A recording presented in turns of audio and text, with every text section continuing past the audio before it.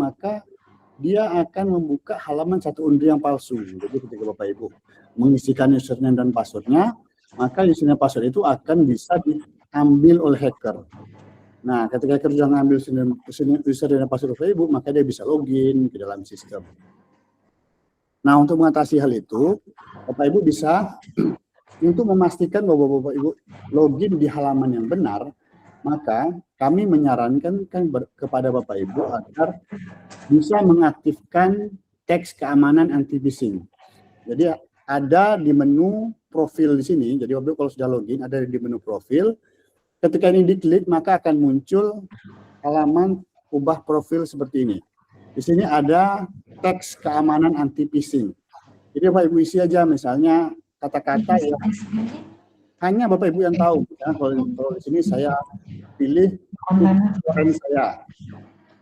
Nah, nanti ketika saya login maka tulisan kucing orange saya ini akan muncul. Jadi kalau misalnya di satu undi ketika saya mau login, mengisikan username, nggak muncul tulisan kucing orange saya, maka Bapak Ibu mungkin sedang login di satu undi yang palsu.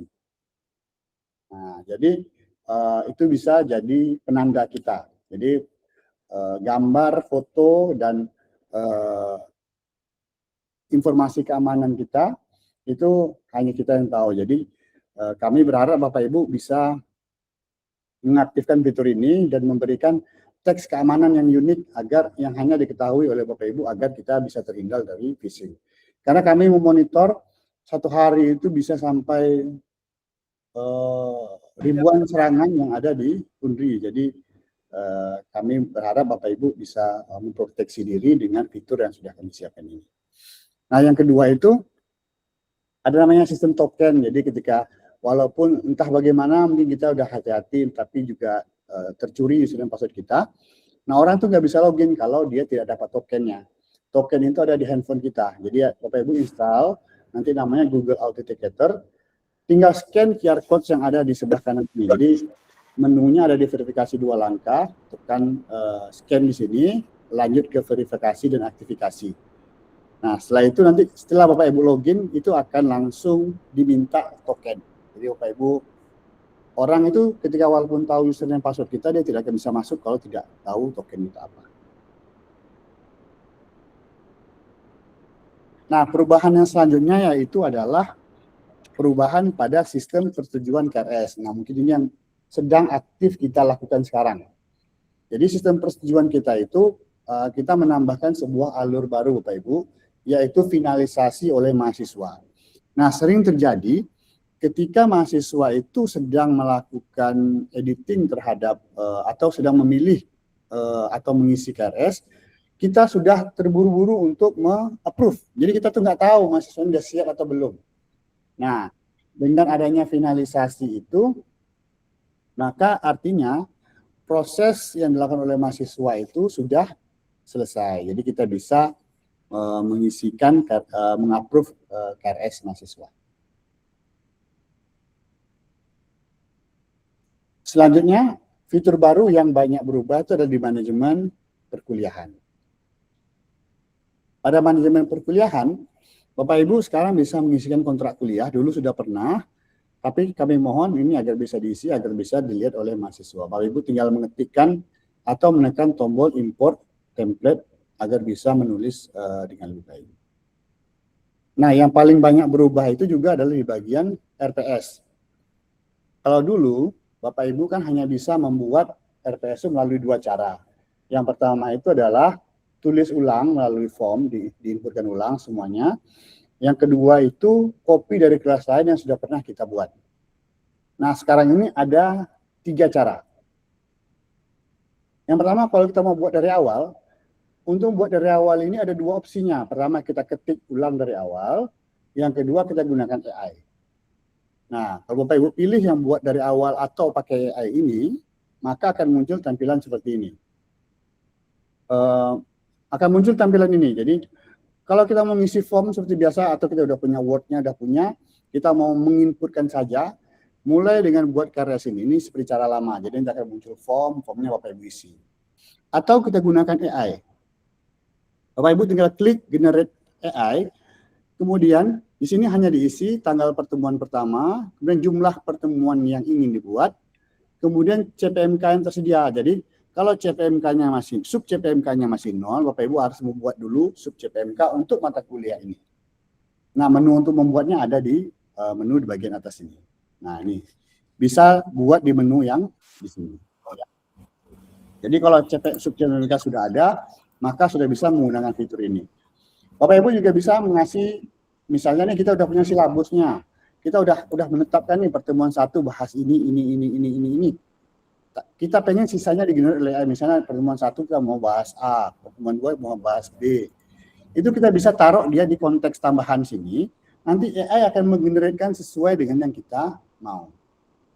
Nah, tekan tombol generate di sini, maka nanti sistem akan mengisi secara otomatis form yang sudah ada. Jadi form yang kita buat manual itu sudah terisi secara otomatis. Ini saya contohkan waktu saya membuat RPS untuk manajemen kebencanaan. Jadi dia sudah terisi, semuanya sudah diisi. Kita hanya perlu mengecek, oh ini sudah benar atau tidak. Nah, kalau sudah benar, maka tekanlah tombol import ke RPS. Nah, setelah tekan tombol import ke RPS ini, maka RPS-nya sudah bisa terbuat ini. Nah, cara kedua adalah pakai ulang. Jadi misalnya semester lalu saya sudah ngajar mata kuliah kecerdasan buatan misalnya, udah saya bikin RPS yang semua udah lengkap.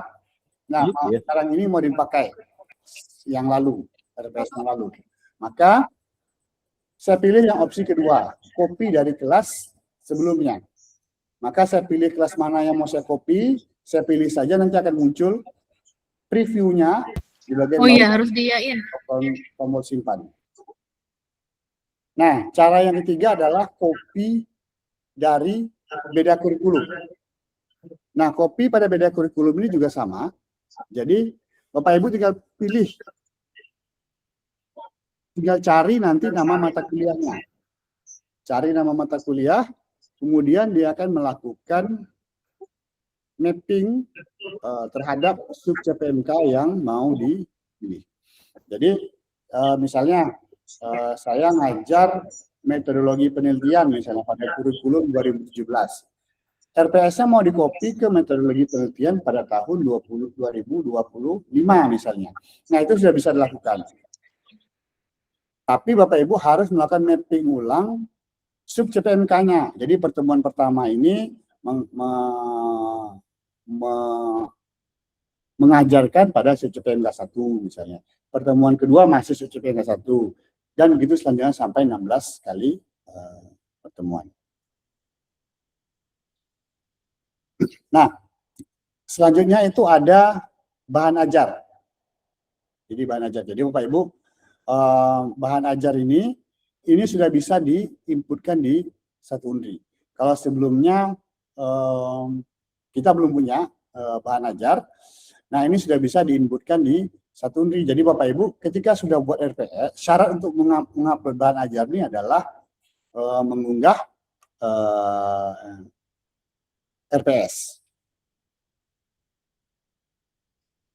Jadi ketika RPS-nya sudah terbuat, maka barulah kita bisa melakukan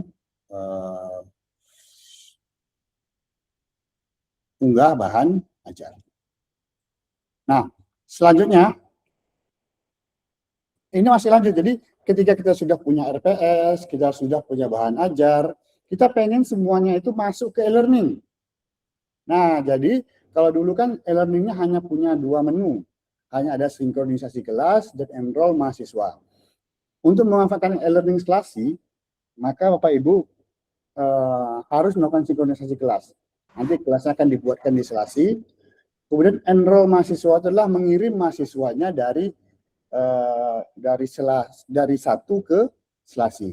Nah, sekarang bukan hanya bisa mengirim mahasiswa, RPS, konten itu semuanya sudah bisa kita kirim ke Selasi. Jadi kalau Bapak Ibu sudah bikin bahan ajar, bikin RPS, itu sudah langsung bisa dikirim ke Selasi. Dan nilai tugasnya nanti sudah bisa ditarik ke 1.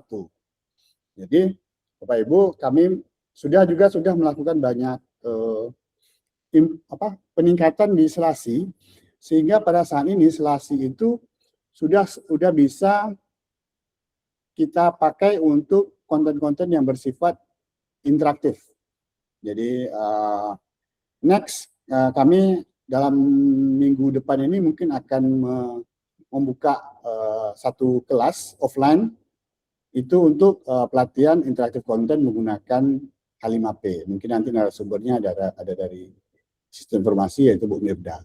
Jadi mungkin ini untuk minggu depan. Ini adalah untuk penajaman. Jadi kalau Bapak Ibu lihat di sini, ini RPS ini otomatis diisikan dari satu Unri. Jadi semua konten itu udah di-push ke satu Unri. Jadi dimulai dari RPS, bahan ajar. Nah kalau Bapak Ibu punya video, mungkin baru videonya yang dimasukkan. Jadi pekerjaannya sudah tidak terlalu berat. Nah jadi seperti itu Bapak Ibu. Jadi kami sudah sangat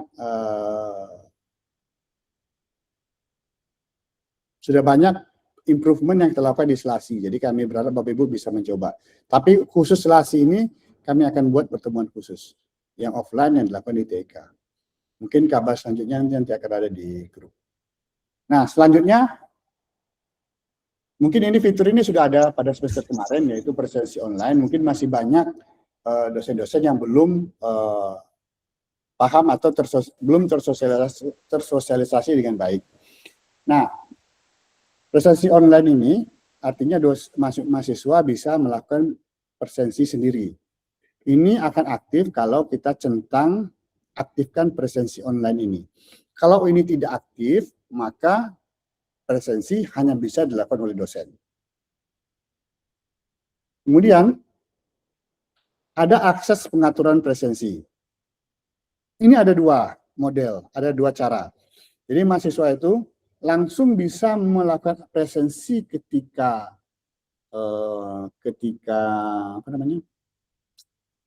jadwalnya, atau pilihannya ketika jadwal dan token. Jadi harus ada token yang diberikan. Nah pada pertemuan satu tokennya misalnya yang ini H7 KD CFE 6.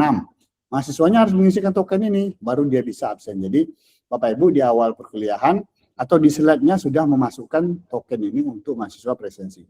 Jadi saya biasanya di slide terakhir saya kasih token, jadi mahasiswa ngisinya di slide terakhir. Kalau kita perkuliahan daring atau di luar jaringan Unri, maka kasih ini centang ini dinyalakan. Maksudnya dalam jaringan Unri itu seperti ini. Jadi kan sekarang ini semua kelas di Unri itu sudah ada wifi kita. Jadi TIK sudah memasukkan semua wifi di semua kelas. Jadi di semua kelas itu tidak ada lagi titik buta atau blind spot. Jadi di setiap kelas sudah kita taruh wifi yang kualitas terbaik. Jadi mahasiswa untuk absen seharusnya bisa menggunakan wifi itu. Kalau dia menggunakan paket mobile-nya, ketika ini diancentang, maka dia tidak bisa absen. Jadi absen hanya bisa pakai wifi yang sudah kita siapkan di kelas. Kalau kita melakukan perkuliahan online, maka ini harus dicentang. Kenapa? Karena mahasiswa tidak mengabsen di dalam Unri. Nah, bagaimana dengan perkuliahan di luar jadwal atau perkuliahan ganti? Ada dua opsi yang kita tawarkan. Bapak Ibu bisa merubah tanggalnya. Kalau mau merubah tanggalnya, tinggal diklik di tanggal ini. Misalnya Senin 3 Agustus. Ini mau kita ubah di tanggal 5 misalnya. Nah, diklik saya di sini akan muncul tampilan seperti ini. Diubah aja di tanggal 5 atau tanggal berapa yang kita mau. Tekan tombol centang ini. Atau kita buka manual. Kalau buka manual ini, dia akan terbuka secara otomatis.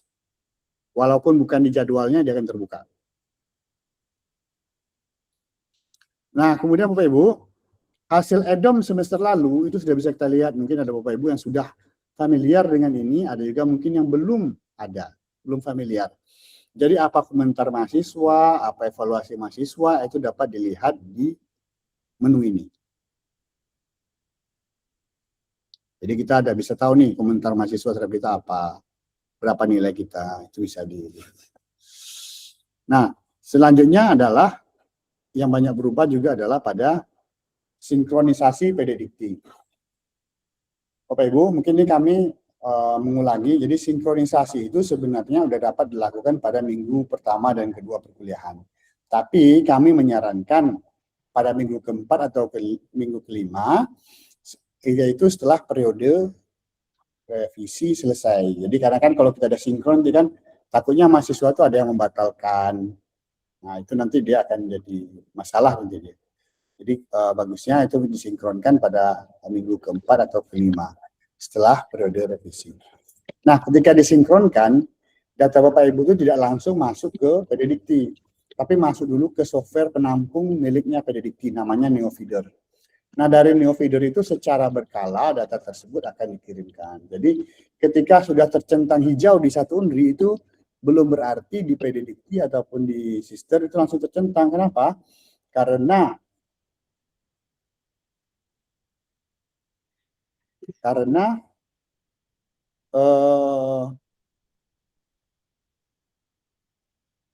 butuh sebuah pengiriman data lagi dari NeoFeeder ke PD Dikti.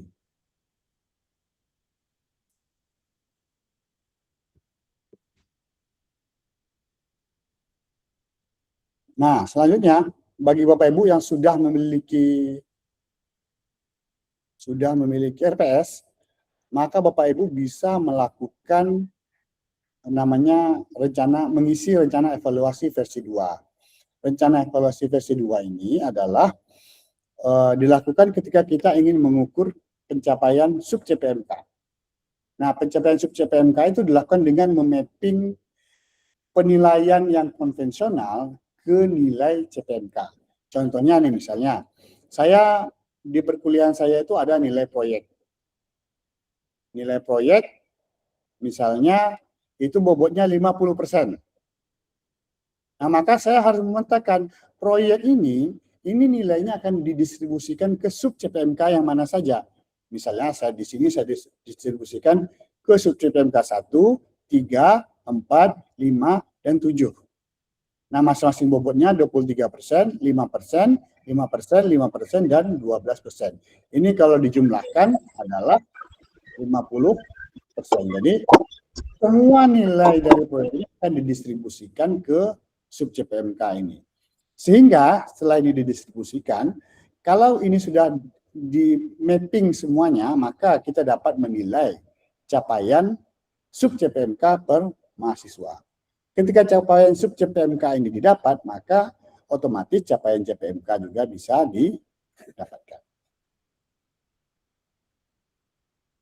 Nah, selanjutnya yang banyak berubah juga adalah sinkronisasi BKD yang non perkuliahan.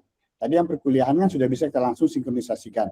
Tapi ada juga hal-hal lain seperti pembimbingan atau pengujian tugas akhir. Bapak Ibu, pada sinkronisasi PD Dikti ini tidak semua data itu bisa masuk karena dia ada periode-periode yang dibuka. Jadi misalnya nih, saya punya bimbingan sudah selesai 2 semester yang lalu. Karena periode pelaporan BKD ini sudah tutup, maka saya tidak bisa lagi mengirimkan data. Jadi BKD ini data pembimbing dan penguji ini hanya bisa dikirimkan itu adalah semester yang lalu dan semester yang sekarang. Jadi kalau misalnya pengukur BKD yang sedang jalani misalnya yang sekarang ini kan untuk genap 2005-2006, maka kita untuk mensinkronisasikan pembimbing dan penguji ini, maka kita harus pilih semester selesainya genap 2025 dan 2026 dengan status berhasil diselesaikan. Nah, setelah Bapak Ibu memfilter yang ini, maka di sini akan muncul daftar-daftar yang siap disinkronisasikan. Nah, Bapak Ibu tinggal tekan detail sinkronisasi, maka Bapak Ibu bisa mensinkronkan semua. Jadi ini harus disinkronkan secara dari atas ke bawah. Sinkronkan dulu tugas akhirnya, sinkronkan dulu mahasiswanya, pembimbing, lalu penguji. Jadi selain disinkronkan semua, baru nanti akan dari NeoFeeder dikirimkan ke PD Dikti. Nah, selanjutnya juga Bapak Ibu bisa mensinkronkan sebagai dosen PA. Jadi Ini dilakukan kalau misalnya sekarang ini udah bisa dilakukan nih. Jadi Bapak Ibu sinkronisasinya sekarang. Jadi tiap awal semester jangan lupa sinkronisasikan aja kita sebagai dosen PA. Ini agar masuk ke PD Dikti. Jadi cukup tekan tombol sinkronisasi PD Dikti. Nanti semua PA Bapak Ibu akan otomatis masuk ke sister. Nah, juga yang baru ini adalah sinkronisasi aktivitas mahasiswa. Apa saja sih aktivitas mahasiswa yang bisa disinkronkan? Pertama itu MBKM, Kukerta atau KKN, magang, PKM. Itu semuanya bisa disinkronkan melalui halaman ini. Jadi Bapak Ibu tinggal lihat jenis aktivitas di sini nanti. Kalau misalnya ada mahasiswa yang ikut PKM misalnya, dan dia ada pembimbingnya, nggak harus menang, nggak harus menang. Jadi misalnya dia ikut PKM, walaupun dia tidak kita tidak kita ganjar dengan SKS karena dia mungkin nggak menang hanya sebagai finalis atau apa. Tapi kita mau kita sebagai pembimbing dan punya SK-nya itu kita bisa masukkan. Nah oleh karena itu kan kami mengubah di sistem pengisian KRS itu kan ada 4 tahap sekarang Bapak Ibu. Jadi pertama itu mahasiswa memilih aktivitas non perkuliahan. Nah salah satu aktivitas non perkuliahan itu ada PKM, ada yaitu non PKM, lomba segala macam. Kalau Bapak Ibu sebagai pembimbing lomba atau pembimbing PKM itu bisa dimasukkan di situ, bisa disinkronkan ke dan bisa digunakan untuk PKD. Ini kebetulan nih saya ada membimbing Pukerta kemarin. Nah ini semua bimbingan tadi sudah saya peserta aktivitasnya sudah saya sinkronkan. Nah ini udah bisa diakui untuk BKD semester depan. Karena semester ini pelaksanaan, semester depan baru di. Nah selanjutnya Bapak Ibu, kami juga banyak melakukan updating, terutama untuk remunerasi versi selanjutnya. Jadi mungkin kami belum bisa demokan remunerasinya, tapi kami sedang melakukan persiapan untuk remunerasi. Salah satunya adalah di sini dokumen saya. Nah, dokumen saya ini apa? Jadi kan kita sebagai dosen ini kan banyak yang menerima SK ini, SK kegiatan ini, SK ngajar, SK ini, SK kegiatan apalah, banyak sekali. Nah, oleh karena itu, biasanya kan kita ngumpulin nih, mana SK-nya, mana SK-nya. Nah, kami sudah koordinasi dengan Bu Nana ya, tadi ada Bu Nana, saya lihat. Itu bahwa nanti unit yang mengeluarkan SK, dialah yang akan memasukkan ke sini, dan dosen yang ada namanya dalam SK tersebut, itu di-tag. Nanti biar bisa muncul di sini. Jadi kalau ada nama saya masuk panitia apa gitu, nah yang bikin SK itu tinggal upload, kemudian di-tag nama kita akan muncul di sini. Jadi nanti ke depannya kalau misalnya ternyata SK itu ada bernilai remun, itu bisa ditarik sebagai remunerasi. Nah jadi Bapak Ibu tidak perlu pusing-pusing masalah SK. Nah jadi semua SK nanti insya Allah kami akan terus komit itu biar sistem aja yang ngumpulin. Jadi biar orang yang tukang buat SK itu yang ngetek kita, dan itu kita bisa langsung pilih. Jadi misalnya saya mau naik pangkat nih tahun 2027, tinggal pilih aja arsip 2026 mana nih. Saya tinggal download satu-satu, udah selesai. Jadi kita nggak dipusingkan lagi masalah ini. Jadi salah satu improvementnya di situ. Mudah-mudahan segera bulan ini kalau bulan ada bisa kita laksanakan. Tapi ini udah disebut, tinggal kita jalankan saja. Nah, kemudian juga ini untuk IKU dan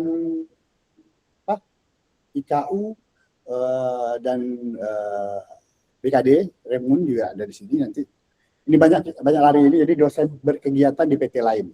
Jadi misalnya Bapak Ibu ada ngajar di PT lain minimal 6 bulan untuk kumulatif, atau berkegiatan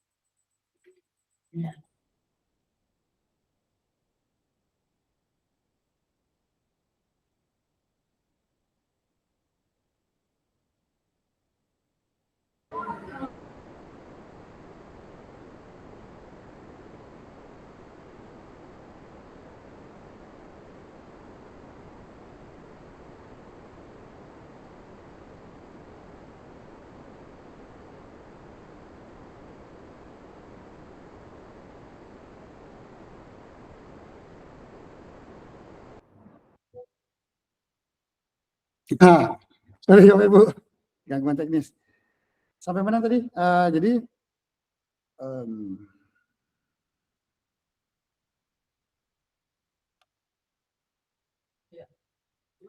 dia bisa ya? Iya, dia bisa. Oke. Oke, Bapak Ibu, jadi salah satu yang kita kembangkan lagi adalah bimbingan TA online. Jadi kan kalau dulu masalahnya adalah di prodi kami atau di beberapa prodi yang saya lihat itu masih itu punya logbook untuk monitoring skripsinya. Jadi dia kalau bimbingan itu dia akan bawa logbooknya itu, kemudian tapi logbook itu disimpan oleh mahasiswa masing-masing. Jadi dibawanya, jadi misal si A udah progres bab 1, bab 2 dibawanya, si B sudah progres bab 1, bab 2 dibawanya. Kita sebagai dosen nggak tahu nih, misalnya kita ada 10 orang bimbingan, kan kadang-kadang kita lupa ini anak ini udah berapa. Jadi karena data itu disimpan oleh mahasiswa, kita sebagai pembimbing itu dan manajemen tuh susah untuk memantau. Anak ini udah berapa lama dia yang ini. Nah, jadi hal ini berdampak pada susahnya pada monitoring dan validasi terhadap tugas akhir itu. Jadi dosen itu tidak tahu proses yang aktual secara global, kemudian baru mengetahui itu kalau logbooknya sudah dikumpulkan. Nah, kalau mahasiswanya ada banyak, itu prodi akan kesusahan. Jadi masalah yang pertama itu logbook tersebar di mahasiswa, monitoring tidak real time, risiko hilang atau rusak itu tidak ada, kemudian validasi itu masih dimungkinkan. Jadi kemudian kita sulit untuk mendeteksi mana mahasiswa yang lambat progresnya. Nah, oleh karena itu kami membuat online logbook. Nah, caranya adalah online logbook ini berbasis QR. Jadi mahasiswa itu nanti mencetak lembar logbooknya dari sistem. Dan di lembar logbook itu ada QR. Jadi setiap dia mau bimbingan, dia scan QR-nya. Dia scan QR, dia isi nanti akan muncul notifikasi di dosennya bahwa oh dia mau bimbingan tanggal sekian ini isinya. Jadi kami mohon bantuan Bapak Ibu kalau misalnya masuk bimbingan, setelah atau sebelum bimbingan suruh dia scan QR yang ada di logbooknya dia. Tujuannya adalah agar logbook yang dia punya sebagai pegangan itu isinya sama dengan versi yang di satu Unri. Jadi di satu Unri logbook mahasiswa itu bisa ada gitu. Jadi dengan ini nanti kita bisa mengetahui siapa aja mahasiswa yang bimbingannya molor-molor dan segala macam. Nah, di satu Unri nanti itu kita ada dua mode. Pertama itu bimbingan itu bisa online atau offline. Kalau dia mau online, dia isi, kemudian dia bisa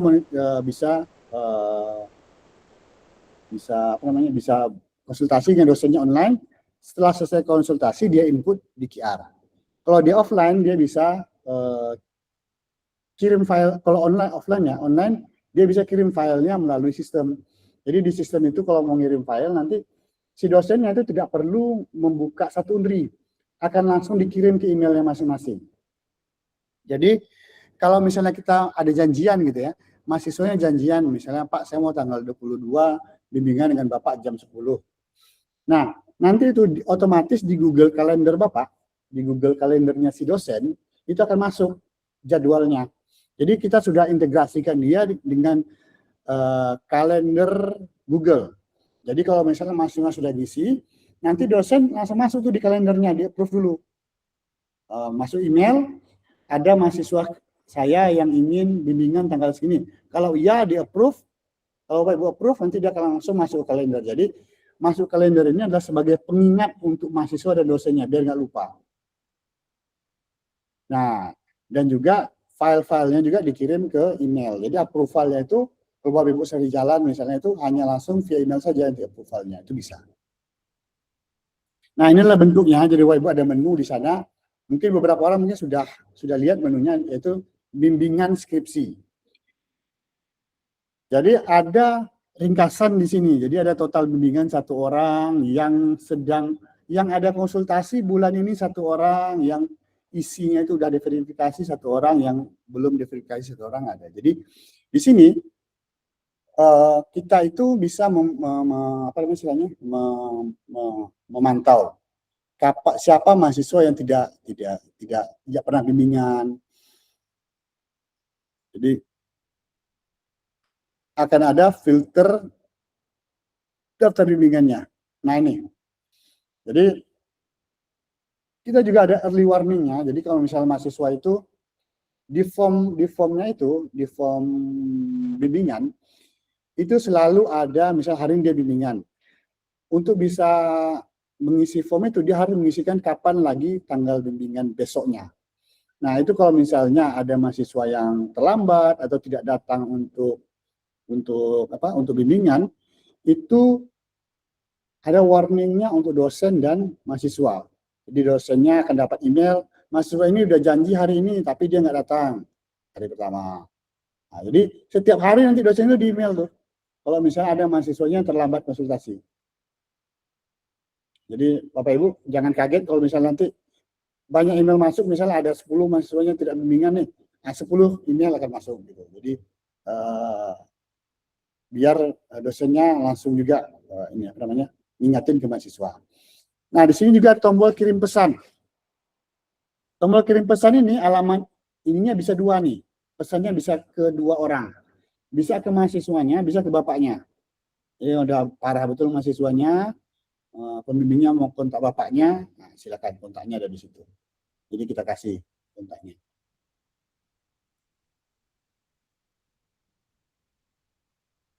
Nah ini contoh email yang masuk di saya. Jadi yang terhormat, bla bla bla, mahasiswa bimbingan Anda ini, nah, tanggal bimbingan sekian, catatannya apa, tanggal konsultasi berikutnya kapan, setujui atau tidak. Nah kalau setujui nanti akan masuk ke kalender saya. Nih ada di sini ada add ke kalender. Kalau disetujui ini nanti akan langsung masuk ke kalender. Ini adalah naskah dia. Jadi kita nyetujuinya tuh nggak perlu buka satu undri, langsung via ini aja. Jadi bisa cepet kan. Jadi buka biasanya kan dosen kan sudah masukin nih akun emailnya ke handphone. Jadi tinggal setujui itu. Ini adalah bentuk bimbingan atau buku kontrol tadi. Jadi dia tinggal scan ini aja untuk menambah di bawah sini. Scan ini, nanti ini kita tambah. Nah ini di sisi admin ya. Ini di sisi prodi nanti di prodi dan sekjur. Dia akan tahu siapa yang deadline terlewat, siapa yang rata-rata bimbingan hari ini. Jadi mana yang telat, mana yang harusnya ini, berapa orang yang tidak bimbingan bulan ini, itu semuanya akan dimonitoring. Jadi mungkin nanti ini di bagian manajemen koprodi ataupun sekjur yang akan mendapat ini. Oke, mungkin sekian pemaparan dari saya. Selanjutnya mungkin kalau ada yang perlu diskusikan, saran dan masukan, kami akan dengan senang hati menerima masukan dari Bapak Ibu. Mungkin sekian presentasi dari saya. Terima kasih. Assalamualaikum warahmatullahi wabarakatuh.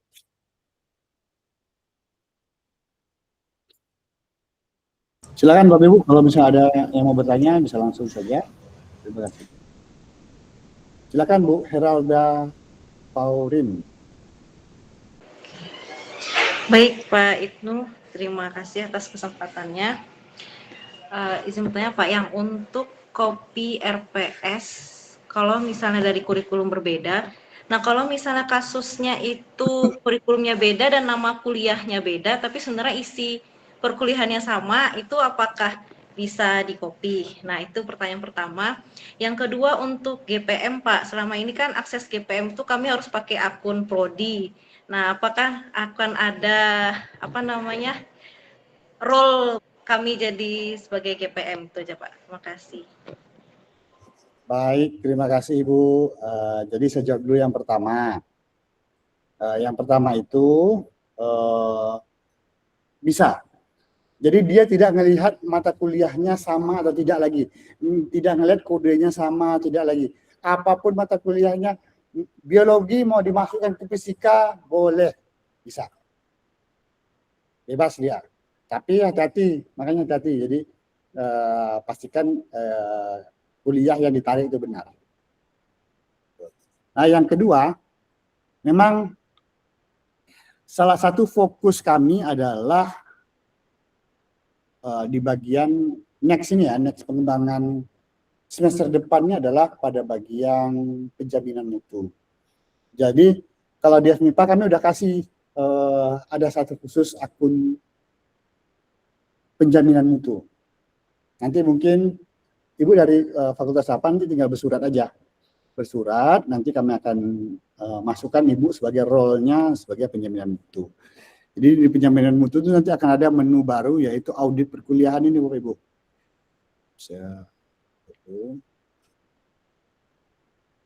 Jadi pada menu audit perkuliahan ini ke depannya kita akan lakukan audit terhadap kelengkapan perkuliahan, misalnya mana yang bahan ajarnya belum ada, mana yang subjek PMK yang belum ada. Nah ini bisa dimanfaatkan oleh SPMF untuk memonitoring kelengkapan dari prodi-prodi yang ada. Mungkin kami sendiri mau dengan Bu Yesi mau membahas ini secara detail, lebih detail lagi. Jadi apa aja yang mau dimanfaatkan itu bisa. Ini itu Bu. Oke, baik, terima kasih Pak. Izin pertanyaan lanjutan Pak, mengenai tadi yang kata Bapak harus hati-hati kalau misalnya mau narik mata kuliah beda kurikulum, itu maksudnya hati-hatinya itu seperti apa Pak? Jangan sampai salah. Kalau salah nanti tinggal dihapus saja sih sebenarnya. Salahnya ini, berarti yang kami masukkan itu apa Pak untuk narik? Oke, saya demokan lah ya, bentar ya.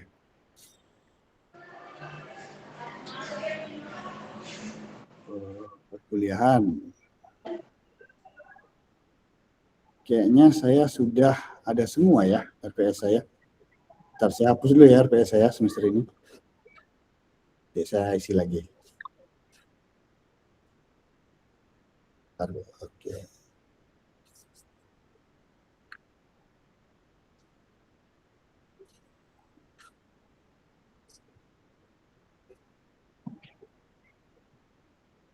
Lumayan juga ngapusnya ya.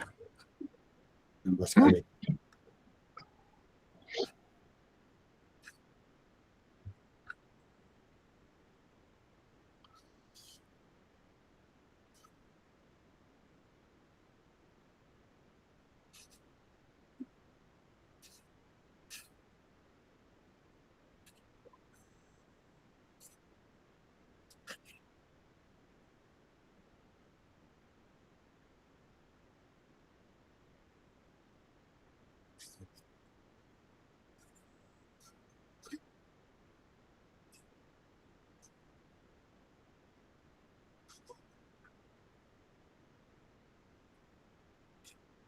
Nah, kalau Bapak Ibu salah, Bapak Ibu harus melakukan hapus semua dulu. Jadi hapus satu-satu seperti ini. Jadi saya akan coba demokan lah mungkin, karena yang itu banyak orang yang mau mungkin kan, karena saya banyak menerima request terkait hal tersebut. Nah ini jadi sesuaikan pakai ulang. Jadi cari aja misalnya metodologi penelitian. Nah ini dari prodi biologi nih, saya ambil aja. Ini yang dia isi. Nah pastikan ini benar. Kan tentu CPMK-nya beda-beda, sub CPMK-nya beda-beda. Nah, Bapak Ibu tinggal ngisikan ini sub CPMK yang mana. Tinggal di mapping, oh mau yang ini. Yang kedua mau yang ini. Yang ketiga mau yang ini. Nah, ini yang cocok gitu ya. Nah, jadi tinggal di mapping. Nanti terakhir simpan. Nah, seperti itu. Jadi yang perlu dilakukan hanya memilih sub CPMK yang cocok untuk ke-16 pertemuan tadi. Seperti itu, Bu. Baik, terima kasih, Pak. Terima kasih, Bu Helga. Mungkin selanjutnya Pak Sispa, saya Pak. Baik, terima kasih Pak Ibnu. Assalamualaikum warahmatullahi wabarakatuh. Waalaikumsalam warahmatullahi. Sedikit aja Pak Ibnu, ini untuk menu di bimbingan skripsi, itu kan ada penulisan logbook oleh mahasiswa kan. Nah, kemarin saya sudah coba ke mahasiswa bimbingan saya, pas waktu menginput itu dia tidak sengaja, mungkin kena jaringan, dia beberapa kali klik, dia pikir belum masuk, tetapi pada ininya banyak yang masuk dengan apa yang sama gitu, dengan bahasa yang sama. Itu bisa dihapus, ada menu di sini untuk menghapus atau bagaimana? Kalau kita verifikasi semua kan sama aja gitu. Ya. Oke Pak, nanti kami tambahkan untuk dosen supaya bisa ngapus itu Pak. Di menu KKN juga logbooknya seperti itu juga kan, karena kemarin beberapa mahasiswa melapor, kami klik aja kena sinyal gitu. Tapi yang kita koreksi kan itu saja isinya gitu. Ya, baik Pak, nanti kita jadikan itu tuh mahasiswa dan dosen bisa ngapus lah kalau belum diverifikasi. Baik, terima kasih Pak Ibnu. Assalamualaikum. Terima kasih, sama-sama Pak masukannya. Next mungkin Bu Misra, silakan Bu Misra. Ya, baik Pak Ibnu. Assalamualaikum warahmatullahi wabarakatuh. Waalaikumsalam. Baik, ini upgrade satu Untri ini luar biasa Pak Ibnu, tapi juga karena kemarin itu belum sosialisasi terutama untuk jurusan, sehingga menginput mata kuliah mahasiswa itu kami jadi bolak-balik gitu Pak Ibnu ya. Akhirnya apakah ini masuk di non kuliah, apakah ini masuk kuliah. Tadi kalau yang dosen ini sebenarnya penjelasan untuk dosen ya Pak ya, tapi Ya, ini nanti ada hubungannya dengan dosen sebabnya, makanya saya ada hal-hal yang terjadi yang perlu saya sampaikan dulu sehubungan dengan input mata kuliah dulu Pak.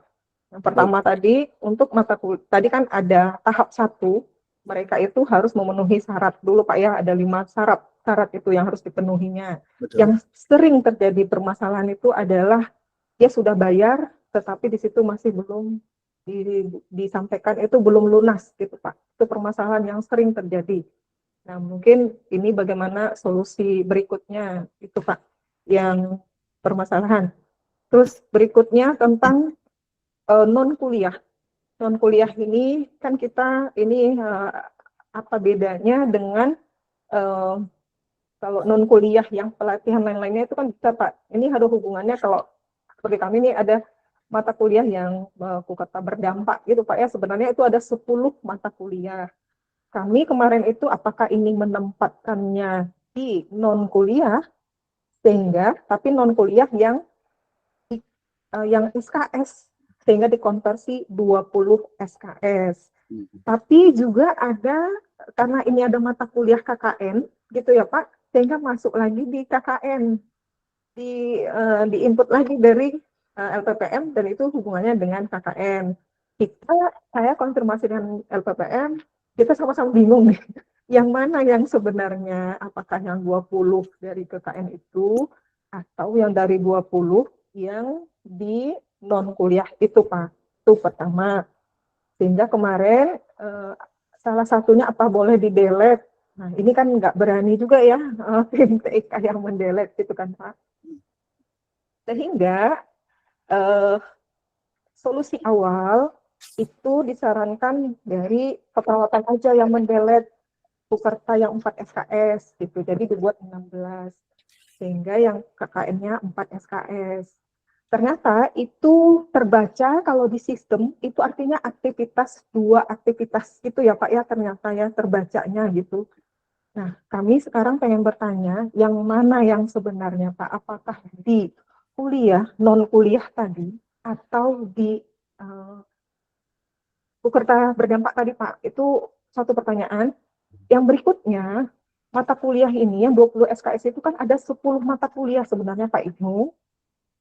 Kalau dia 10 mata kuliah, nanti pembimbingnya ini yang menjadi, kalau ini nanti ada hubungan remunerasi, mungkin yang keperawatan belum masuk ya Pak Ibnu ya, kalau remunerasi dengan banyaknya pembimbing tadi Pak Ibnu. Dan kenapa saya tanyakan ini, mungkin tadi belum masuk remunerasi, ini ada hubungannya dengan integrasi yang Pak Ibnu sampaikan tadi. Kalau kita punya materi, kan setiap mata kuliah itu dia punya RPS juga Pak Ibnu. Jadi Bapak Ibu dosen ini, setiap mata kuliah, yang 10 mata kuliah itu, mereka punya koordinator juga dan membuat RPS, kontrak, begitu Pak. Jadi bagaimana solusi dengan kerumitan ini, sehingga nanti integrasinya, apakah nanti konsultasi personal gitu ya, karena saya sulit nih bertemu dengan Pak Ibnu gitu ya. Jadi tadi saya juga udah ke TIK, cuma Ibu sampaikan aja lah di sini biar ada solusi gitu Pak. Kemudian itu yang paling dominan untuk permasalahan kami Pak. Dan kami lihat juga di satu UNSI kan belum terrealisasi ya Pak ya, yang pertemuan dosen itu kan ada tim paralel, yang ada kan cuma masih satu ya absennya. Apakah itu nanti karena ini kan remunerasi belum tercover atau bagaimana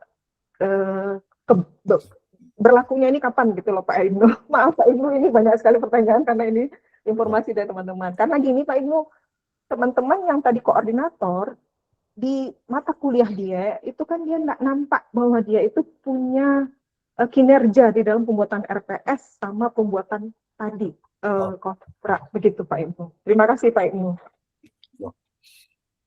Baik Bu Misra, tadi mungkin ada pesawat lewat, jadi beberapa hal ini saya tak jelas karena pesawat lewat jadi noise-nya tinggi.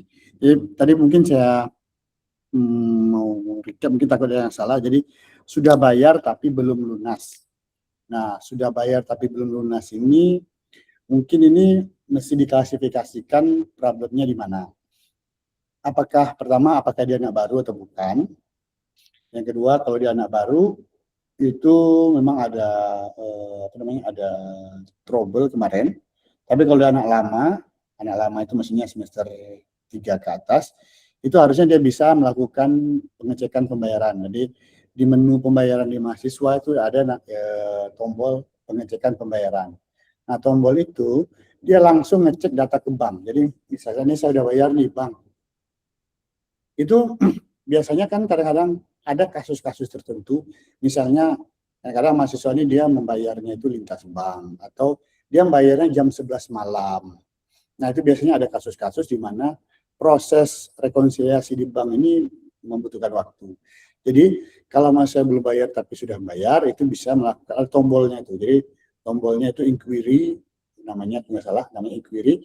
Ketika inquiry atau cek pembayaran, nanti itu dia akan langsung ngecek data ke bank. Jadi bukan datanya di UNRI yang dicek, tapi langsung ngecek ke datanya bank. Kalau dia sudah bayar dengan nomor VA tertentu, maka dia akan otomatis.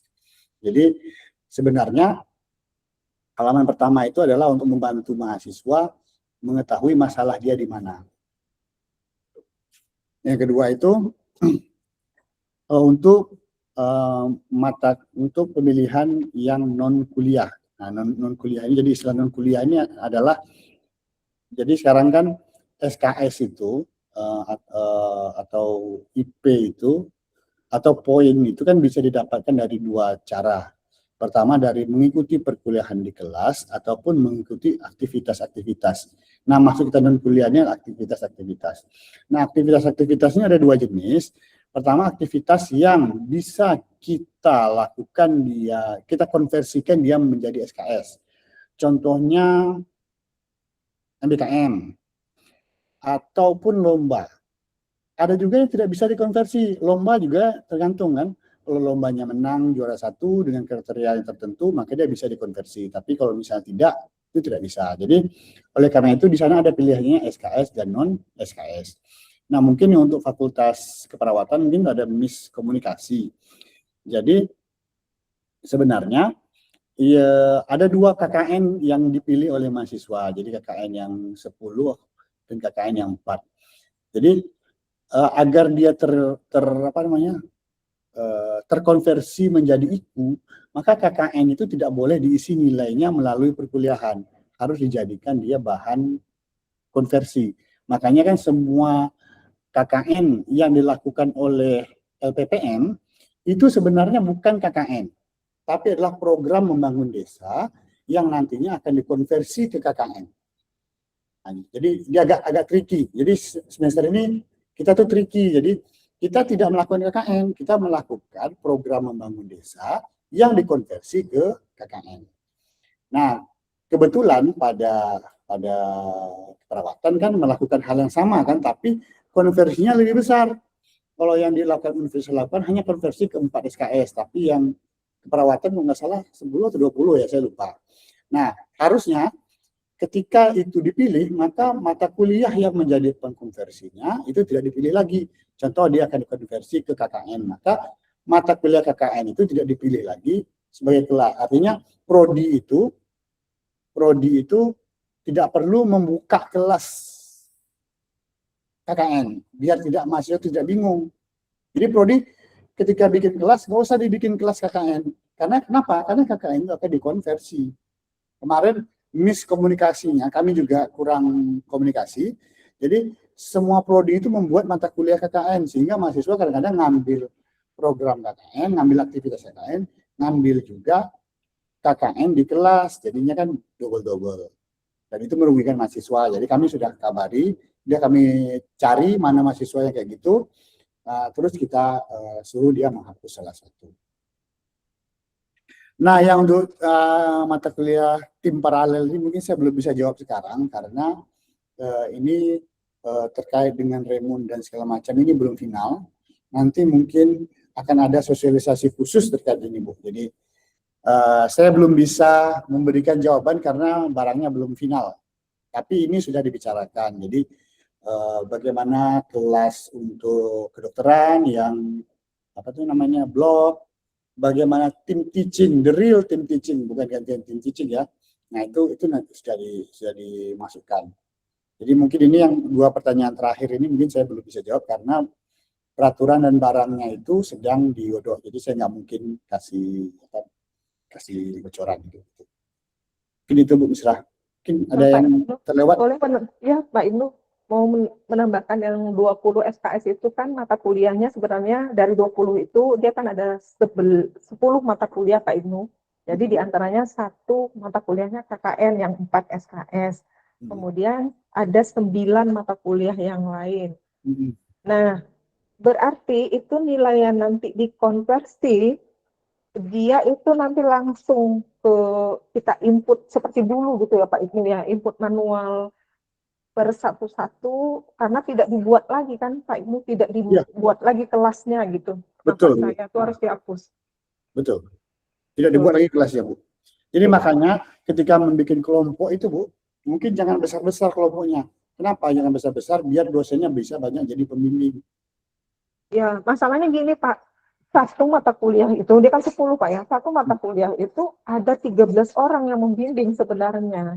Jadi kalau sebanyak mata kuliah tadi, Pukerta berdampak itu, jadi ada 13 kali 10 itu gitu Pak, bisa beda. Atau nggak usah dikonversi ke mata kuliah Ibu, konversi aja ke mata kuliah universitas yang khusus untuk. Ya, itu masuk saya Pak. Jadi yang KKN itu hanya 4 SKS sebenarnya, itu aja Pak. Tapi yang 16 ini gimana caranya Pak? 16 kita buat kuliah aja? Enggak. Jadi gini Bu, jadi kan dulu kan di LPPM itu sudah pernah mengeluarkan peraturan rektor, ada mata kuliah yang di luar kurikulum Ibu yang bisa digunakan untuk mengkonversi masalah kepemimpinan, apa itu masalah ya, ada banyak tuh kan, bisa pakai itu.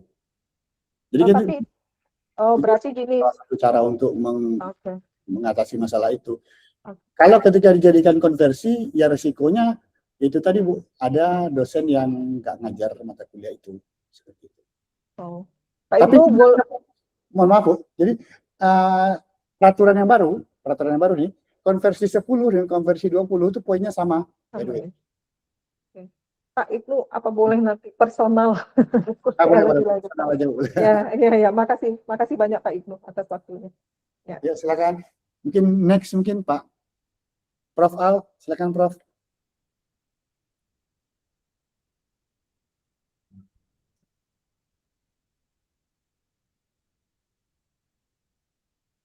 Assalamualaikum Prof Al.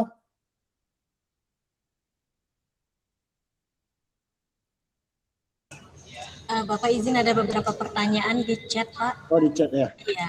Oke, Pak Ibnu. Prof Al dulu lah. Silakan Prof. Saya di apa namanya nih, di log harian itu, waktu dinas luar salah isi tahunnya. Bisa dirubah enggak? Karena setelah saya cek, itu dinas luar saya tuh sejak Januari dinas luar semuanya. Ya, nanti Seharusnya dinas luar tuh tanggal 23 Juni 2026 sampai 27 Juni 2026. Cuma startnya salah ketik 1926.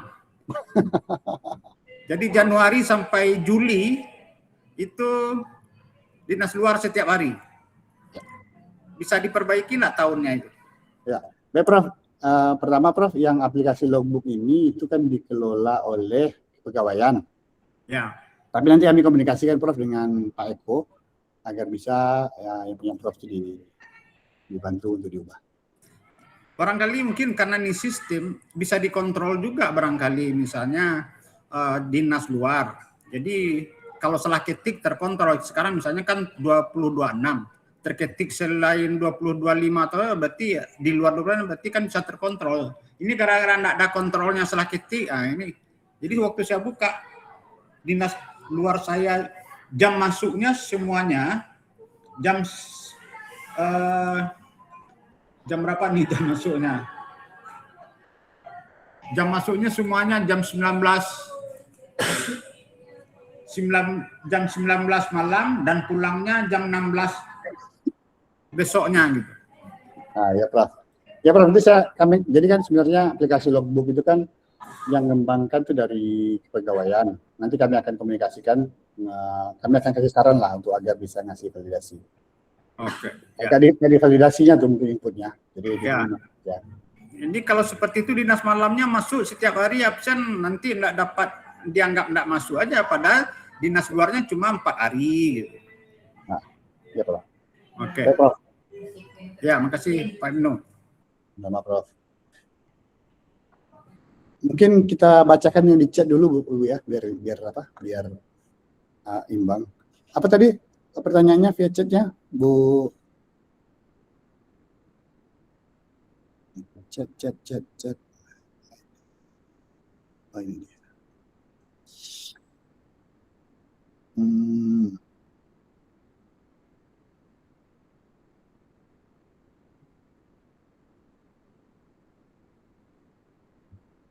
Pak Ibnu, kenapa ada mahasiswa? Nah, mungkin untuk Pak Tengku Firly, mungkin ini bisa ditanyakan ke PA nih Pak.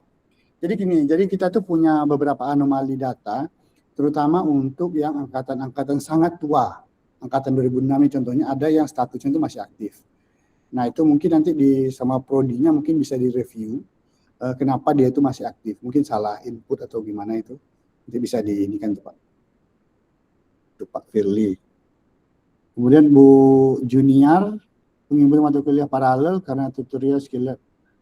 Ya, ini nanti akan dibicarakan hari Rabu nih Bu, yang untuk ini. Oke, skill lab. Pak Ibnu, apakah ada tutorial? Jadi tutorial itu udah ada Pak, jadi kita udah bertahap bikin. Jadi pertama itu ada di menu di sini. Nah ini, jadi ini ada beberapa tutorial, nanti kita akan terus tambah. Juga ada di buku panduannya sudah ada untuk dosen. Nanti kami akan share linknya di grup. Oke, mungkin selanjutnya yang online dari Bu Hafiz Fauzana, silakan. Baik Pak Ibnu. Ya, ini Pak Ibnu, kami kan ada PKP atau magang berdampak 10 SKS Pak. Cuma anak-anak ini mengisi di apa satu UNRI itu enggak bisa gitu. magang berdampak 10 SKS. Nggak ada aplikasi magang berdampak 10 SKS itu nggak ada. Jadi itu sementara bikin yang reguler aja, yang 4 SKS. Gitu. Oh gitu. Itu bisa request loh Bu itu Bu. Jadi fakultas bisa request untuk bikin sendiri ke TIK atau bikin sendiri. Oh gitu. Ah ya, jadi Ibu punya program apa itu bisa request ataupun bisa ini bisa dibuatkan khusus fakultas Ibu. Oke. Nah terus ada lagi ini anak-anak nih ada KKN berdampak itu mereka mengisi di reguler dan di aktivitas. Yang benarnya ada yang bilang kalau reguler dan aktivitas diisi jadinya ada 8 jadinya totalnya. Salah tuh Bu, berarti di aktivitas saja Bu. Di aktivitas ya? Nggak apa-apa mengisi di reguler. Takutnya mereka nggak usah? Nggak perlu, soalnya kan semua dia yang dilakukan LPPM itu semuanya akan dikonversi ke Pukerta. Oke. Kemudian gini, kami kan SKS-nya itu mereka 22 SKS. Kalau yang 2 SKS nggak ada. Kalau di mereka ngambil 3 SKS jadinya 25 bisa nggak tuh Pak Ibu? 25 nggak bisa Bu. 24 nggak bisa. 24 ya, saya juga 24. Jadi nggak bisa ya. Penambahan 1 SKS kan ada tuh di menu ketika mau menyetujui kan ada penambahan 1 SKS. Itu hanya berlaku kalau dia itu di bawah 20. Misalnya kebetulan nih misalnya IP-nya itu nggak sampai 3 misalnya, hanya boleh 20 SKS. Sedangkan dia mau ngambil 21. 24 ya Pak. Toleransinya itu masih bisa. Tapi kalau udah 24, 25 nggak boleh. Oke. Mungkin itu aja Pak Ibnu. Ya, makasih. Terima kasih banyak. Ya. Ini selanjutnya Pak Zul. Suaranya belum.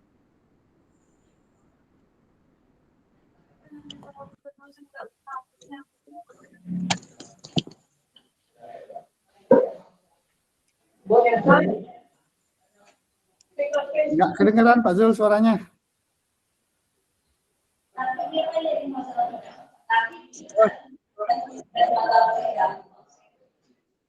Halo? Halo. Halo ya? Halo. Baik.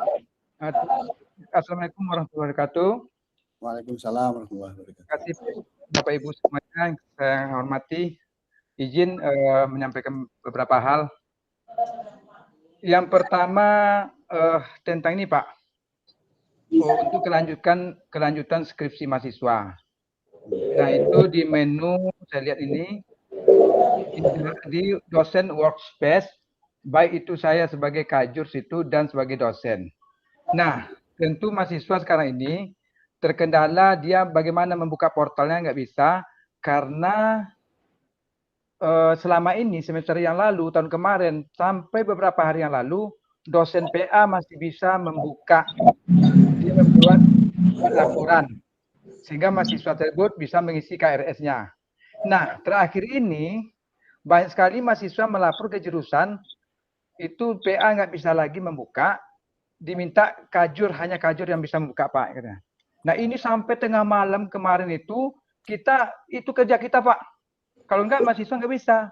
Jadi saran saya, dosen PA tetap punya kewajiban dan tanggung jawab untuk membuat laporan setiap mahasiswa bimbingannya. Jangan dikunci gitu. Apa tadi Pak dikunci apa Pak? Nggak jelas. Ini Pak, yang di menu dosen workspace. Iya, yang dikunci apa Pak? Ini di situ izin skripsi lanjutan bagi mahasiswa tingkat akhir Pak. Oke, itu yang bisa itu adalah pertama dosen PA, ya, bisa, kemudian Kaprodi. Nah, oke, selama itu kita sudah lakukan dan semester kemarin dosen PA-nya masih bisa membuka semua gitu sehingga mahasiswa bisa membuka dan mengisi KRS-nya. Nah, terakhir ini itu nggak bisa lagi. Enggak, kita nggak ada perubahan kok Pak itu Pak. Nah, itu kenapa dosen PA-nya nggak bisa membuka gitu? Semua mahasiswa diserahkan ke jurusan. Jadi sampai tengah malam saya mengerjakan itu sehingga mahasiswa bisa mendaftarkan mata kuliahnya. Katanya dosen PA itu mahasiswanya menyampaikan ke saya itu portalnya dosen PA itu terkunci oleh sistem Pak sehingga hanya boleh kerprodi atau kajur yang membukanya katanya. Makanya ini kan sangat memberatkan kerja kajur jadinya Pak. Karena bersekian beratus orang mahasiswa atau berapa di angkatan itu mau selesai, kajur yang membukakannya semua gitu, membuat berita laporannya gitu. Nah itu yang menurut saya mungkin perlu dicek kembali supaya nanti dosen PA itu tidak terkunci portalnya dan dia bisa memberikan buat laporan gitu. Itu satu Pak. Yang kedua Pak Ibnu, tentang yang sampaikan Ibu sebelum tadi, kegiatan kemarin ada mahasiswa kami dari jurusan Ilmu Kelautan, yaitu tentang data impact Riau Provinsi kemarin itu Pak, tentang untuk supplier BPS kerjasama mitra, itu kalau tidak salah disampaikan di gedung Integrated Classroom itu bahwa bisa dikonversi 10 SKS. Karena minimal 10 SKS bisa konversi untuk penghitungan indeks kinerja utama, IKU. Nah, salah satu mata kuliah yang dikonversi adalah Kukerta atau KKN, 4 SKS. Sisanya 6 SKS itu dicari mata kuliah. Kalau kami mata kuliah elektif supaya untuk pengkonversi untuk 10 SKS. Nah, 10 SKS lagi itu mereka ambil mata kuliah reguler dan kuliah di kelas. Nah, tadi Bapak jawab pertanyaan Ibu tadi, tidak begitu kata Bapak. 20 SKS konversi, semuanya mereka tidak kuliah lagi reguler. Nah, informasi di gedung IC beberapa waktu yang lalu, Pak Ibnu kan ada juga di dalamnya itu. Bahwasanya ada 10 mata kuliah lagi yang mereka 10 SKS mata kuliah lagi yang mereka kuliah reguler. 10 dikonversi, salah satunya adalah Kukerta atau KKN 4 SKS dan 6 SKS untuk 2 mata kuliah yang 3 SKS. Baru satu IKU diakui 10 SKS. Nah, tentu mahasiswa kan 10 SKS yang konversi. Tinggal 10 SKS lagi supaya dia cukup 20 SKS. Mata kuliah yang 10 SKS lagi itu diambil secara reguler. Itu arahan yang diberikan waktu pertemuan di gedung IC beberapa waktu yang lalu. Nah, sepertinya ini ada ketidaksamaan di dalam menyampaikan ini karena di gedung IC boleh reguler 10 SKS reguler dan 10 SKS konversi termasuk Kukerta tadi.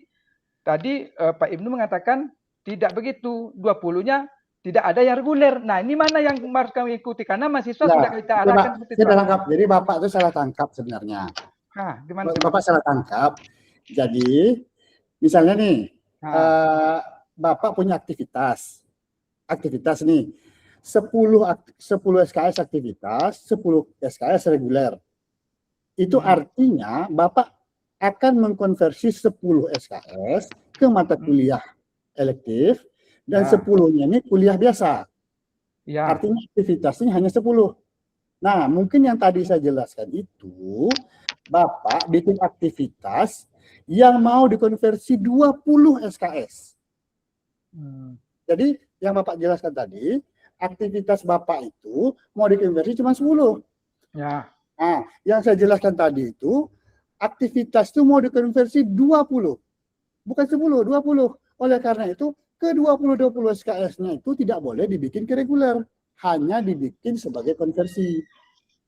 Nah, kalau jatah dia 24, artinya 20 SKS konversi, 4 SKS yang reguler. Nah, Oke, Pak. Itu pertama.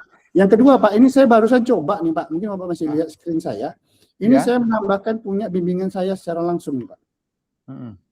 Itu bisa sebenarnya, Pak. Jadi di sini sudah dijelaskan bahwa untuk input skripsi lanjutan itu yang bisa pertama dosen PA, kedua dosen pembimbing skripsinya, dan koordinator prodi atau kajur.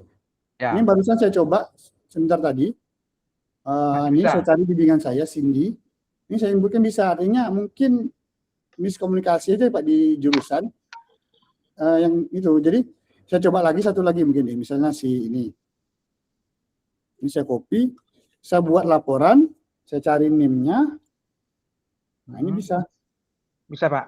Bisa, Pak. Jadi, rasa saya kita nggak ada ngubah di bagian ini. Berarti tidak dikunci oleh sistem ya, Pak ya? Yang untuk PA. Oke, baik. PA bisa, pembimbing skripsinya bisa, Ah, prodi bisa, kajian kenapa kita bisa bikinkan banyak orang supaya itu tidak tertumpuk di satu orang karena kasihan Pak misalnya betul, betul. soalnya ada 1000 gitu. Kalau tertumpuk di satu orang, aduh, mana nanti kan akan lambat dan ini. Jadi mungkin Baik.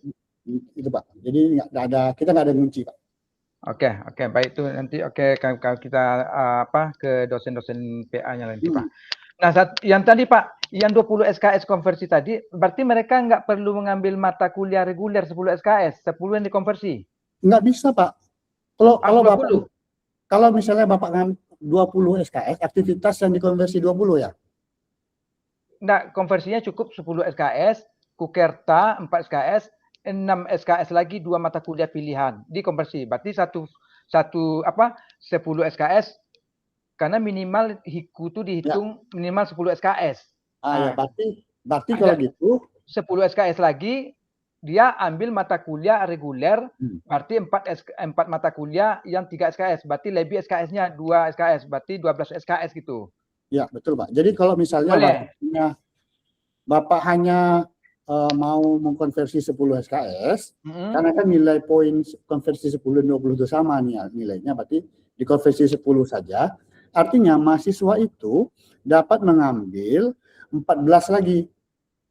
Ya, kalau 24. Ya. Nah, kalau dia 24, kalau dia 20 berarti bisa 10. Kalau dia 18 bisa 88 lagi. Gitu, Pak. Nah, berarti boleh 10 dikonversi, boleh 20 sekaligus. Boleh, Pak. Kalau Bapak pilih dia 20 konversinya, hanya 4 mata kuliah yang boleh diambil lagi. Kalau kami kan sudah dipatok Pak 20 SKS yang wajib untuk pilihan. Kalau dilebihkan dari jumlah yang sudah ditetapkan, maka SKS-nya 144 menjadi 104 berapa tuh ya?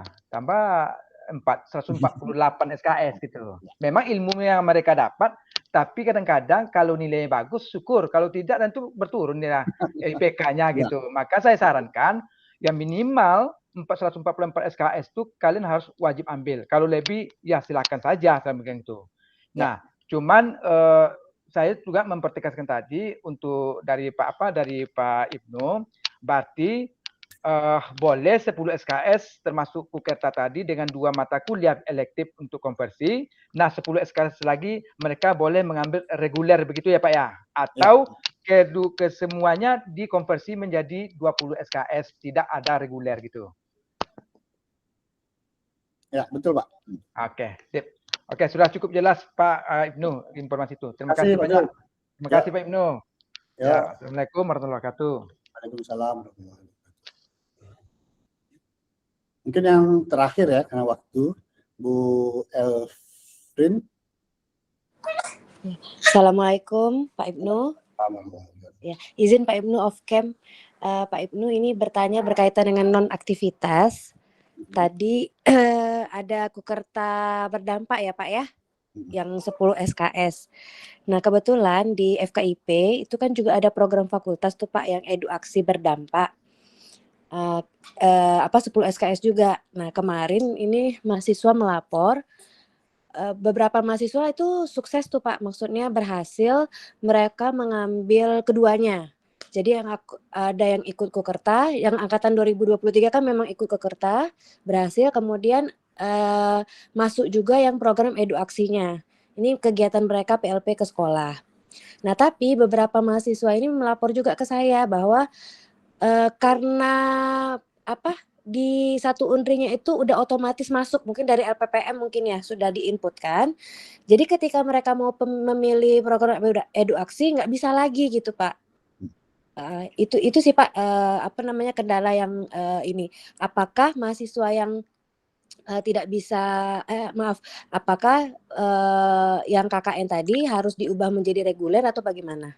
Ya, Ibu, jadi kan peraturannya itu dia tidak boleh ada 2 kegiatan yang di luar pada satu semester yang sama.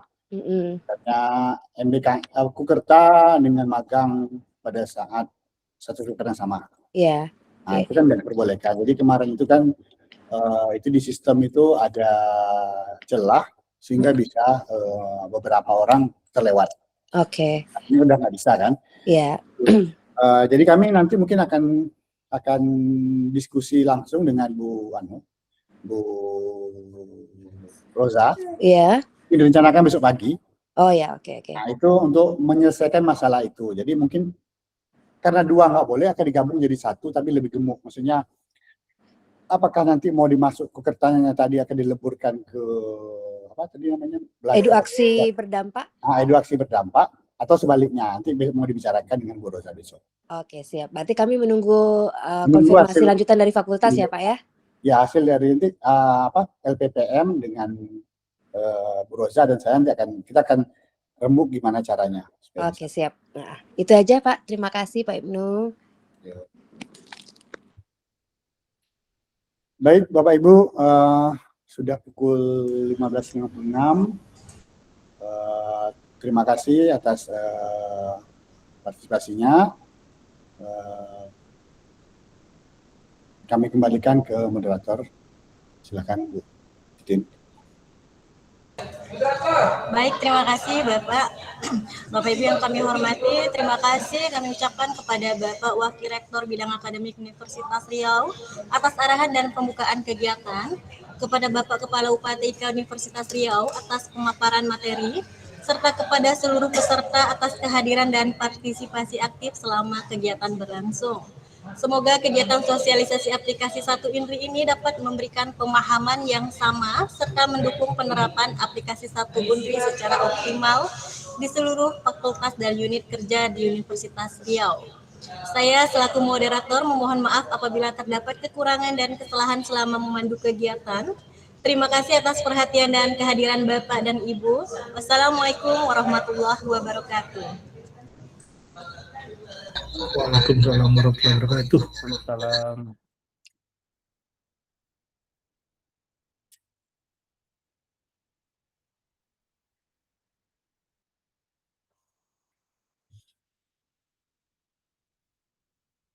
Halo, Assalamualaikum Bu.